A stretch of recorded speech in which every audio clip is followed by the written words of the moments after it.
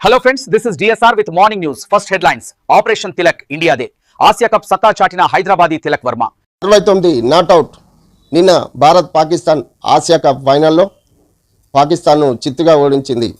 Hyderabad batsmen చెలరేగి 69 పరుగులు చేసి ఇండియాను గెలిపించిండు.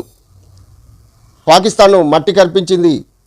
ఆసియా కప్ విజేతగా మరోసారి భారత్ విజయకేతనం ఎగరవేసింది. ఉత్కంఠకరంగా సాగిన ఫైనల్ మ్యాచ్లో మన హైదరాబాదీ తిలక్ వర్మ బ్యాటింగ్లో చెలరేగడంతో ఘన విజయం సాధించింది. తొలుత బ్యాటింగ్ చేసిన పాకిస్తాన్ టీం 5 బాల్స్ మిగిలుండగానే 166 పరుగులకు ఆలౌట్ అయింది.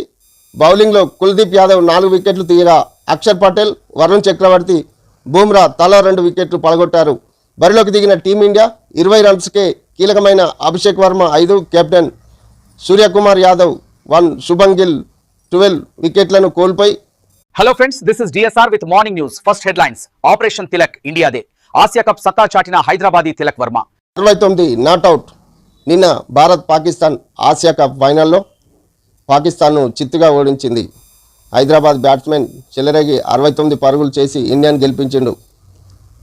పాకిస్తాన్ను మట్టి కల్పించింది. ఆసియా కప్ విజేతగా మరోసారి భారత్ విజయకేతనం ఎగరవేసింది. ఉత్కంఠకరంగా సాగిన ఫైనల్ మ్యాచ్లో మన హైదరాబాదీ తిలక్ వర్మ బ్యాటింగ్లో చెలరేగడంతో ఘన విజయం సాధించింది.